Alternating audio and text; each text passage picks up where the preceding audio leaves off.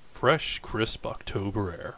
Gotta savor it while we can, son, because it won't be here for much longer. Why not? Well, because soon it'll be November, and then we'll be experiencing something else altogether. Yes, really. That's why October is my favorite time of the year, but also my least favorite. I know it seems confusing, but hear me out. Here in Ireland, in summer things are just about average in terms of temperature, sunshine, and rainfall, in the best case scenario, and in the worst, they're miserable, cloudy sky affairs with semi-regular showers. Winter, which would be a fun time if we lived in America, or somewhere else that got snow, is a complete washout.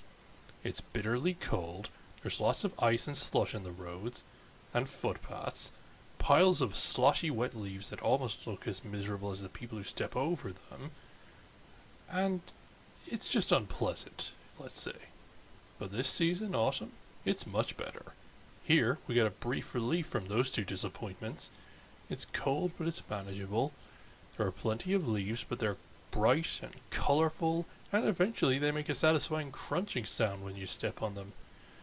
The wind blows gently, and the rain is not too bad. I mean, something you're going to have to get used to while you live in Ireland, my boy, is that it rains. It rains a lot. So you'll need at least 3 coats. At least one of them will have to be waterproof. And some days you'll basically be praying for the weather to not rain too hard. Unless you enjoy being wet.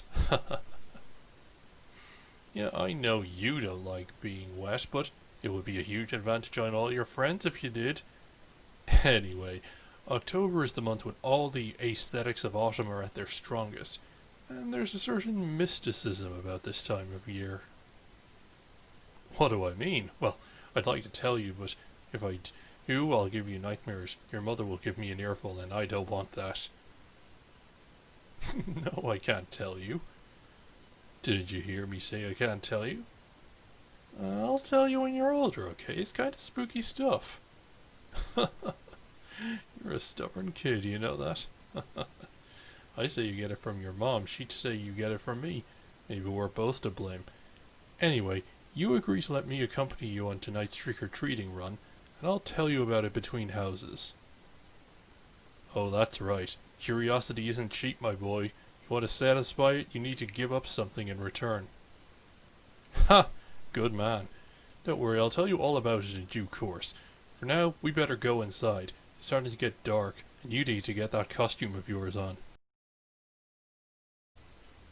Oh yes, the story of October mysticism awaits. Just be sure you know what you're getting into. Wow, you look great, son. Vampire wouldn't have been my first choice, what with it basically being a Romanian invention, but okay. Ah, Brad Pitt wrote a vampire novel, you say? Well, I knew that, but I'm surprised you do. It's not exactly a kid-friendly vampire novel. Oh, some people working for the book fair told you. Now that makes sense. Still, remind me to advise you about something more indigenous to dress up as next time. Well, this looks like a good first stop. You go up there and knock on the door. I'll wait here at the gate. So, how did it go? Ah, good. Let's keep going.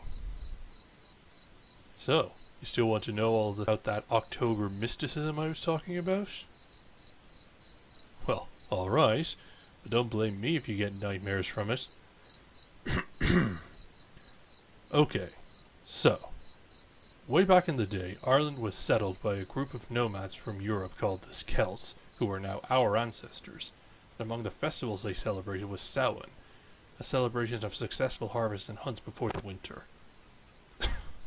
Yes, I know Samhain is what we call August in Irish, smart guy, but it meant something different back then. Anyway, our ancestors believed that there was a dimension parallel to ours, an otherworld if you will, where the spirits of the dead and other mystical creatures lived, and on the date we call October 31st, which is when Samhain was celebrated, the barrier that separated our world from that of the spirits was weakened, allowing them to come into our world. What did they do? Well, that depended on the spirit. You see, alright, go get some candy, I'll be here. Nice, that's a good haul. Well, as I was saying, the spirits and fairies of the other world demanded tribute in the form of food, drink, or a portion of the Celts' crops, and in return would allow them to survive the coming winter. The spirits of the dead, meanwhile, would go to visit their still living relatives, seeking reunion and hospitality. They'd have places put aside for them at the dinner table and beside the fireplace. Well, I know that seems a bit hard to believe, and it is, but there are similar ideas and concepts in cultures around the world. Have you ever heard of the Mexican festival Dia de los Muertos, or Day of the Dead? It's largely the same idea. Where did the costumes and jack-o'-lanterns come from? Ha, that's a far more recent thing, and it started right here in Ireland, though it was also in Scotland, and Wales, and the Isle of Man, but anyway, people would dress themselves in costume impersonating the spirits of the other world, performing verses or songs for food, or threatening mischief if not appeased. Basically, we never stopped doing that. We just changed what we were impersonating. As for the jack-o'-lanterns, well, that's something I could be here all day explaining. For now, suffice it to say that we used to make lanterns just like those pumpkins. But we used turnips. Why did we use turnips? Well, apart from that being part of the story, I don't know if you noticed, son, but we don't grow pumpkins here in Ireland. Lots of vegetables grow in our fields, but not those ones.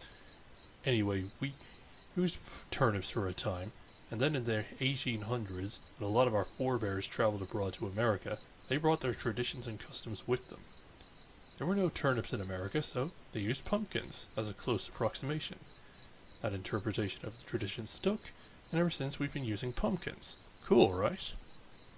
Well, now you know the basics. If you want the rest, we can look it up on the computer tomorrow. Yes, really, it's not a school or work night, and the knowledge won't hurt you any.